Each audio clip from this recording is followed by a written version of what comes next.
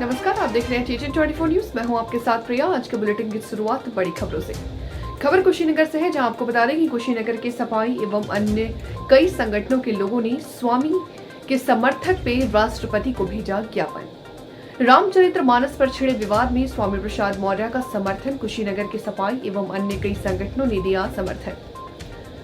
पडौना नगर के कटकुइया मोड़ स्थित डॉक्टर भीमराव अंबेडकर पार्क में हुआ कार्यक्रम। डॉक्टर भीमराव अंबेडकर के प्रतिमा पर माल्यार्पण कर हुआ धरना प्रदर्शन व नारेबाजी। धरना के बाद जिलाधिकारी के माध्यम से राष्ट्रपति महोदय को भेजा गया ज्ञापन। संत रविदास जयंती के अवसर पर समर्थन कार्यक्रम का किया गया आयोजन। आपको बता दें कि धरना स्थल पर पहुंचकर जिलाधिकारी के प्रतिनिधि ने लिया ज्ञापन। ये राष्ट्रीय कुशवाहा शाक्य सैनी मौर्य महासभा द्वारा ये महामहिम राष्ट्रपति के लिए ज्ञापन दिया गया है। दलितों, पिछड़ों, आदिवासियों, महिलाओं की विभिन्न मांगों के संबंध में दिया गया है। इसमें रामचरितमानस के कुछ अंश पर आपत्ति है, उसके लिए जो है वो राष्ट्रपति महोदय के यहाँ ये ज्ञापन भेजा जा रहा है। हुआ है, ज्ञापन सौंपा गया है, क्या कहना चाहिए? मेरा नाम तारा सिंह है और इसके बारे में यही कहना चाहेंगे कि जो भी यहाँ पे महिलाओं के खिलाफ जो हो रहा है या चौपाई या इसमें जो भी दी हुई है, इस पे मीडिया के लोग ज़्यादा ध्यान दें कि महिलाओं को जो कम से कम 50% महिलाएं इसमें हैं, उनको सम्मान मिले, किसी भी महिला का अपमान ना हो। खासकर जो महिलाएं सरकारी स्वयं सहायता समूहों में जुड़ी हुई हैं, उन्हें किसी तरह का कोई भेदभाव ना किया जाए और हर जाति की महिलाएं एक बराबर मानी जाएं, चाहे वो छोटी जाति से हो चाहे वो बड़ी जाति से हो। धन्यवाद। आईटी गेट रविदास मंदिर देवीसा नगर पर मनाया गया रविदास जयंती का महोत्सव। नानकारी आईटी बसपा पार्षद प्रत्याशी मंजू वाल्मीकि जी ने रविदास जी की मूर्ति पर किया माल्यार्पण। रविदास जयंती महोत्सव का आयोजन वार्ड नंबर 27 पार्षद प्रत्याशी मंजू वाल्मीकि जी व कई कार्यकर्ता ने मिलकर किया। रविदास जयंती महोत्सव पर आयोजन अध्यक्ष शंभुनाथ जी, महामंत्री रमेश चंद्र गौतम, संरक्षण छोटेलाल जिज्ञासु, संरक्षण राजकुमार, समाज सेवक सिकंदर वाल्मीकि, अनुपम कनौजिया, अजय, सूरज बाबा, मनीष, संजय वर्मा, सभी लोग ने रविदास जयंती के महोत्सव को धूमधाम से मनाया व साथ ही पार्षद प्रत्याशी मंजू वाल्मीकि जी का जनता ने जोरदार स्वागत किया। रामपुर की सड़कों पर दौड़ता नजर आया बारहसिंगा। लोगों के दिलों में दहशत का माहौल। बारहसिंगा ने लोगों के घर में घुसकर तोड़फोड़ करना शुरू कर दिया, जहां वन विभाग की टीम बारहसिंगा को पकड़ने का पूरा प्रयास कर रही है। उत्तराखंड के रामनगर के जंगल में अब रामपुर की ओर से जानवर आते नजर आ रहे हैं, जहां रामपुर की जेल रोड की गलियों से बारहसिंगा भागता नजर आया और बच्चों ने बारहसिंगा का मजाक बनाया। जहां एक तरफ बच्चे अपने खेल के चक्कर में बारहसिंगा को भगा रहे थे, तो वहीं कहीं न कहीं बच्चों के लिए ये खतरनाक बात साबित हो रही है। आपको इस बार पूरे मामले से रूबरू कराते हुए बताते चले कि बारहसिंगा रामपुर जेल रोड की गलियों में दौड़ता नजर आया और नजदीकी किसी घर में घुस गया, जहां घर में रखी ड्रेसिंग टेबल के शीशे भी तोड़ दिए और घर में रखे सामान का भी नुकसान कर दिया। साथ ही साथ दीवार पर खून के निशान भी छोड़ दिए। गनीमत रही कि घर में कोई मौजूद नहीं था, इसलिए कोई हादसा नहीं हुआ। अगर कोई घर में मौजूद होता तो बड़ा हादसा होने की आशंका थी। तो शहर में आ गया, उसने उत्पात मचा रखा है, क्या है? देखिए, बारहसिंगा रामपुर में नहीं पाया जाता, तो ये मुख्यतः जहाँ तक मुझे अंदेशा है कि रामनगर या उत्तराखंड से भटक कर यहाँ पर पहुँच गया। तो ये जो जिला कारावास है, उसके आसपास कल शाम को उसकी सूचना मिली थी। तत्काल मौके गंभीरता को देखते हुए हमने तत्काल वहाँ पर टीम भेजी। टीम लगातार इसकी मॉनिटरिंग कर रही थी और कुछ समय के बाद जब ये थोड़ी स्टाफ मॉनिटरिंग करते हुए आंखों से ओझल हो गया, उसके बाद ये जिला कारावास के पीछे जो बाग है उसके अंदर चला गया। तो हमारी टीम अभी भी लगी हुई है, इसको ट्रेस कर रही है, इसके जो फुटप्रिंट है उसको देख रही है, लेकिन अभी इसकी कोई लोकेशन मिल नहीं पा रही है।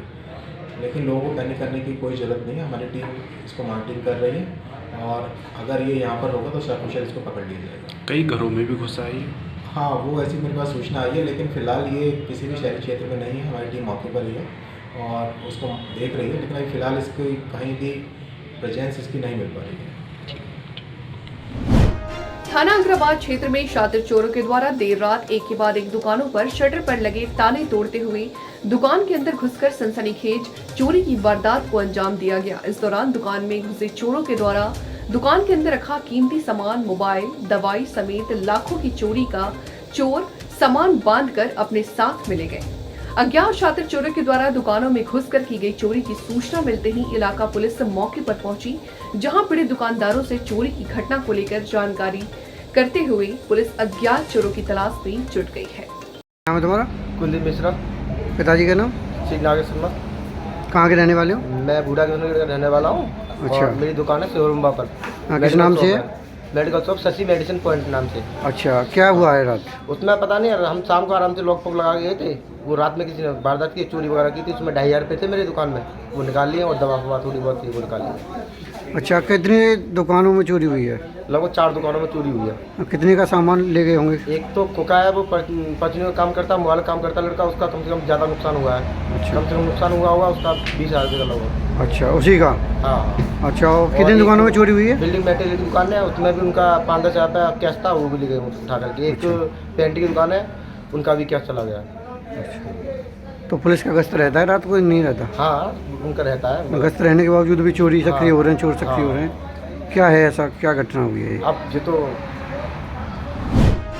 जनपद अम्बेडकर नगर में न्यूर स्थित मॉडल स्कूल के प्रांगण में निषाद पार्टी कार्यकर्ता सम्मेलन में निषाद पार्टी के राष्ट्रीय अध्यक्ष एवं भाजपा के कैबिनेट मंत्री डॉक्टर संजय निषाद ने हजारों संख्या में उपस्थित निषाद समाज के लोगों में हुंकार भरने का कार्य किया, जिसमें आरक्षण को लेकर एकजुटता दिखाई गई।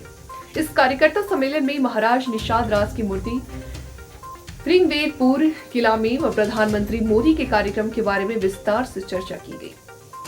1992 से 2017 से मैं 2019 में 2017 में हमने वोट दिया, 2019 में हमें और निषाद पद वोट दिया, 2022 में इनके 3 बार वोट देने का मतलब ये था कि जो इनके ऊपर गोली चलाने वाली सरकार थी वो हट गई, जो आरक्षण पर रोक लगाने वाली, स्टे लेने वाली बसपा थी हट गई, जो इनकी फाइल गायब कराने वाली सरकार थी हट गई। जब इनका विरोध करने वाले हट जाते हैं तब काम होना है। अब काम होने की लाइन में आ गया। अब मुख्यमंत्री ने इनके आरक्षण को लिख दिया दिल्ली सरकार को, दिल्ली सरकार ने एक्सेप्ट कर लिया, अब उस पर कार्रवाई चल रही है। प्रधानमंत्री टेबल पर पहुँच गया, अब इसमें काम होने की, अब जो रोड़े थे वो हट गए हैं। अब जो विसंगति है कागज़ की वो इकट्ठे किए जा रहे हैं, निश्चित रूप से अब जल्दी नहीं काम होगा। कब तक हो जाएगा ये कार्यक्रम? निश्चित रूप से होगा। 70 साल का उलझा हुआ मामला सुलझाने में देगी तो भाजपा देगी, बसपा सपा कांग्रेस पे देना होता तो दे दिया होता। सर, कार्यक्रम का क्या उद्देश्य था सर? ये उद्देश्य है कि इनको गुमराह किया जाता है। इस तरीके से है, आरक्षण के नाम पर, किसी और के नाम पर, काम के नाम पर, नाली खड़ंजे के नाम पर। ये नछुआ समुदाय है, ये भगवान राम और निषाद राज के उस इतिहास का खानदान है कि कभी त्रेता में दोनों इकट्ठे हुए रावण राज खत्म किया था। यही फिर सेना बनी है, रावण रूपी सरकार है जो दुख देने वाली हटा भी दिया है। अब अपनी सरकार लाने के लिए अपना टोपी झुका लाने, तो आज इनका था कि याद दिलाना था कि आप अपनी पार्टी को इसलिए खड़ा किए हो कि अपने हिस्से चाहिए। एक बाप के 4 बच्चे हैं तो सबके बराबर होते हैं। सामाजिक न्याय समिति का रिपोर्ट कहती है कि बसपा सपा ने इनके हिस्से को खा गई, अपनी संख्या से 100 गुना ज़्यादा। ये कभी थाने में जाते हैं, एक अपना कोई सिपाही नहीं पाते हैं, वार्ड वीडियो क्या जाते हैं, तहसील जाते हैं, कोई कर्मचारी नहीं पाते।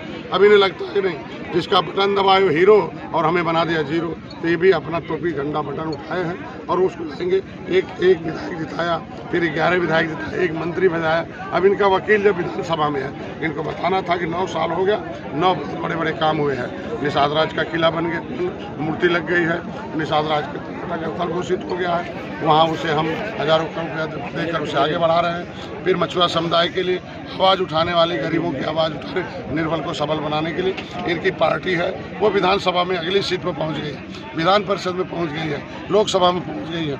ये बताने के लिए आया हूँ इनको कि आज के दिन में अब आपके लड़कों की भर्तियाँ जो है शुरू हो गई है। अब इनको सम्मान बढ़ा है, इनकी पूछ बड़ी है, इनकी संख्या बताने आए।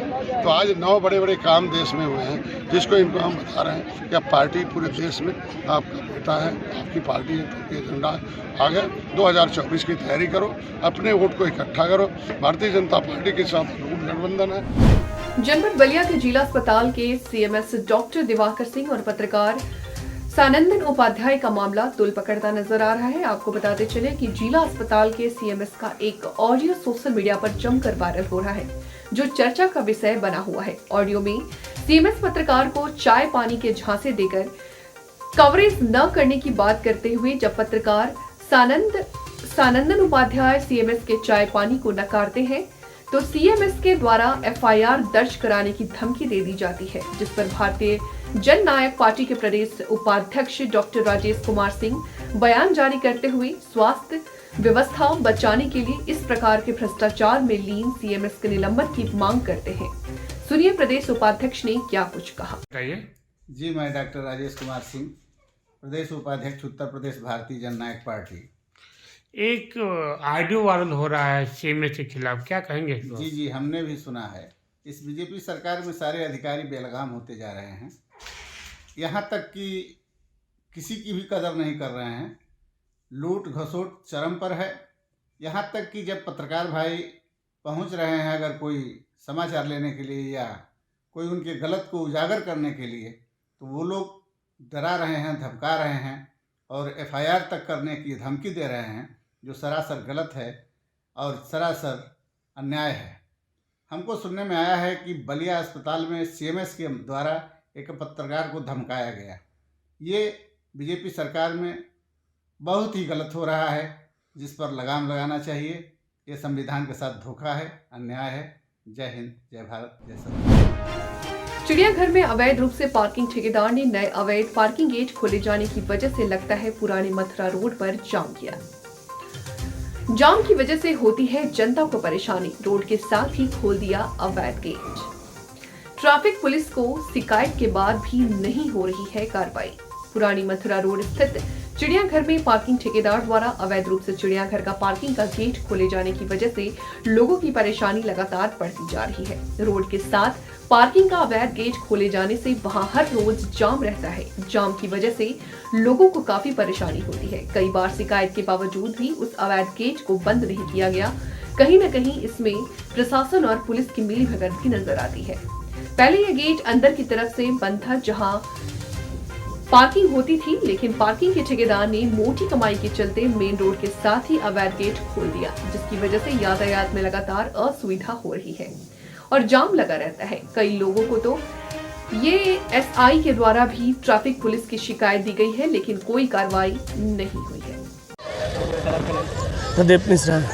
सर, ये बताइए, यहाँ पर जो पार्किंग की परेशानियाँ हैं या फिर ये गेट की जो दिक्कतें हैं, जिसकी वजह से चिड़ियाघर पर घंटों का जाम रहता है और शासन की तरफ से कोई कदम नहीं उठाया जा रहा है और लोग जो है वो ऐसी तरीके से जाम के अंदर पिसते हुए नजर आ रहे हैं। देखिए, ये जो है यहाँ पे जाम जो है लगभग ये 3-4 महीने से चल रहा है जाम। इसके लिए जो है हमने डिपार्टमेंट पुलिस अधिकारी को, ट्रैफिक डीसीपी को, टीआई को, सबको जो है हमने जो है लेटर दिया गया है डिपार्टमेंट की तरफ से। ये गेट ये वाला है या फिर जो आगे जो गेट बना हुआ है? गेट ये है प्रैक्टिकल, ये सामने आपको दिख रहा है, जो यहाँ से एंट्री है, वहाँ से जो गेट खुली है वो बिल्कुल अनऑथराइज है, उसके वजह से जाम होता है। घर पे जो है सामने जो है गाड़ी देख रहा है, आदमी आगे की ओर देखेगा। पहले यहाँ पे इधर से गाड़ी तो जाम नहीं था ट्रैफिक का। अब जो है वो गेट खुलने से के लिए प्रशासन क्या कदम उठा रहा है? कोई कदम उठाया गया अभी तक? कुछ नहीं। आप लोगों ने शिकायत जो दी हुई है कहाँ दी हुई है? ये थाने में भी दिया है, एसएचओ को भी जानकारी में दिया हूँ और इधर ट्रैफिक डीसीपी को भी जानकारी है, टीआई को भी जानकारी, सबको बजाते लेटर दिया गया है, मगर कदम कोई नहीं उठा रहा। कोई कदम नहीं आज तक उठाया। यहाँ पर जो हर रविवार जाम की स्थिति बनती है, इसके लिए आप लोगों ने कुछ अपनी तरफ से प्रयास किए हैं या फिर शिकायत देकर कहीं ना कहीं अधिकारियों को इंतजार किया? नहीं, अधिकारियों को जो है हम लोग शिकायत किया हूँ, लिखित में किया हूँ, जिसका हमारे पास जो है लेटर है, रिसीविंग कॉपी है वो मैं आपको दे सकता हूँ। इस समस्या का निजात आज तक नहीं मिला है। घंटों 2-2 घंटा तक जाम पब्लिक जो है परेशान होता है शनिवार और संडे। केंद्रीय गृह मंत्री अमित शाह ने शनिवार को झारखंड के देवघर में विजय संकल्प रैली को संबोधित किया। उन्होंने मुख्यमंत्री हेमंत सोरेन की सरकार पर जमकर निशाना साधा। उन्होंने कहा कि झारखंड सरकार देश में सबसे भ्रष्ट सरकार है, इसे लोग उखाड़ फेंकेंगे। आदिवासी लड़कियों की हत्या को लेकर उन्होंने कहा कि सोरेन सरकार तुष्टीकरण की राजनीति कर रही है। उन्होंने आरोप लगाया है कि झारखंड में जनसांख्यिकी परिवर्तन हो रहा है, आदिवासियों का प्रतिशत घट रहा है। उन्होंने कहा कि जामताड़ा और देवघर साइबर क्राइम का हब बन गए हैं, लेकिन मुख्यमंत्री हेमंत सोरेन ने भारत सरकार की सभी मदद को नजरअंदाज कर दिया है। 2024 में हम लोकसभा की सभी 14 सीट जीतेंगे और पूर्ण बहुमत के साथ विधानसभा चुनाव भी जीतेंगे। उन्हें केंद्रीय बजट पर कहा कि इस केंद्रीय बजट में 7 लाख रुपए तक की आय पर कोई टैक्स नहीं लगेगा। हमारे आदिवासियों के लिए 740 एकलव्य मॉडल स्कूल स्थापित किए गए जाएंगे और 38,000 शिक्षकों की भर्ती की जाएगी। हेमंत बाबू सिर्फ भ्रष्टाचार नहीं करते हैं, मत बैंक की लालच में यहाँ की जनसांख्यिकी भी बदल रहे हैं, डेमोग्राफी चेंज हो रही है। घुसपैठिया घुसाकर आदिवासी और पिछड़े बहुल एरिया क्षेत्र में आदिवासियों की और पिछड़ों की संख्या कम हो रही है। घुसपैठिया घुसकर आदिवासियों की जमीन हथिया रहे हैं, आदिवासी बच्चियों के साथ अत्याचार कर रहे हैं और ये वोट बैंक की लालच में मुस्कुराते हुए हेमंत सोरेन इसको देख रहे हैं। हेमंत बाबू, ये जो आप कर रहे हो उसको पूरा झारखंड समझता है। झारखंड के पिछड़े वर्ग का हर युवा समझता है, हर बच्ची समझती है, आदिवासी भी इसको समझते हैं। और साहेबगंज, पाकुड़ा, गोंडा, दुमका और जामताड़ा के अंदर आदिवासियों की संख्या घट रही है, घुसपैठियों की संख्या बढ़ रही है। ये बहुत चिंता का विषय है। और अब आदिवासियों की संख्या 35% से घटकर 24% रहेगी और इसके साथ साथ पिछड़े वर्ग की संख्या में भी कमी आई है। और मित्रों, अब ये जो घुसपैठिए जमीन कब्जा रहे हैं, इसके सामने तो हेमंत बाबू बोलने की हिम्मत ही नहीं रखते हैं, क्योंकि उनकी वोट बैंक और उनकी साथी पार्टी कांग्रेस पार्टी उनको रोक रही है। मगर हम भारतीय जनता पार्टी के कार्यकर्ता ये नहीं होने देंगे। झारखंड के अंदर जनसांख्यिकी नहीं बदलने देंगे। ये झारखंड जिनका है उसी का रहेगा। ये भारतीय जनता पार्टी का निर्णय है मित्रों। और यहां पर साइबर क्राइम का बड़ा हब बन गया। जामताड़ा और देवधर दोनों जगह पे साइबर क्राइम के बच्चों को गलत रास्ते पर चढ़ाकर बहुत बड़े अपराध हो रहे हैं। भारत सरकार ने साइबर क्राइम के लिए जितनी भी मदद देनी चाहिए, हेमंत बाबू के कान में ये गुहार पड़ती ही नहीं है, आगे नहीं बढ़ते। ठीक है भाई, मत करिए। चुनाव आने वाला है 2024 में 14 की 14 सीटें और बाद में विधानसभा में पूर्ण बहुमत की भारतीय जनता पार्टी की सरकार बनने वाली। उत्तर प्रदेश के मुख्यमंत्री योगी आदित्यनाथ आज लखनऊ के अर्जुनगंज के महामना शिक्षण कार्यक्रम में शामिल हुए, जहां उन्होंने बालिका छात्रावास का भूमि पूजन किया। ये संस्थान भाऊराव देवरस सेवा न्यास की तरफ से संचालित किया जाता है। इस दौरान सीएम योगी आदित्यनाथ ने कार्यक्रम को संबोधित करते हुए कहा कि देश सही दिशा में आगे बढ़ रहा है और आने वाले दिनों में भारत पूरे विश्व को दिशा दिखाएगा।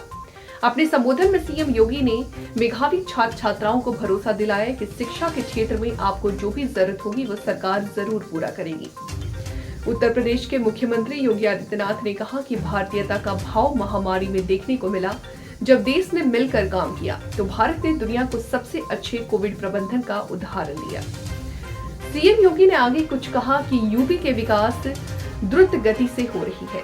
आने वाले दिनों में प्रदेश की अर्थव्यवस्था में बड़ा परिवर्तन होगा। उन्होंने यूपी ग्लोबल इन्वेस्टर समिट का जिक्र करते हुए कहा कि आज विश्व निर्भर विश्व नंबर के उद्यमी यूपी में निवेश को लेकर के उत्साहित हैं। उन्होंने कहा कि हमारे कोरोना प्रबंधक को सभी ने सराहा और अनुसरण किया है। फिलहाल वक्त हो चला है ब्रेक का, जल्द हाजिर होंगे ब्रेक के बाद। तब तक के लिए आप बने रहे हमारे साथ। मुझे दीजिए इजाजत, नमस्कार।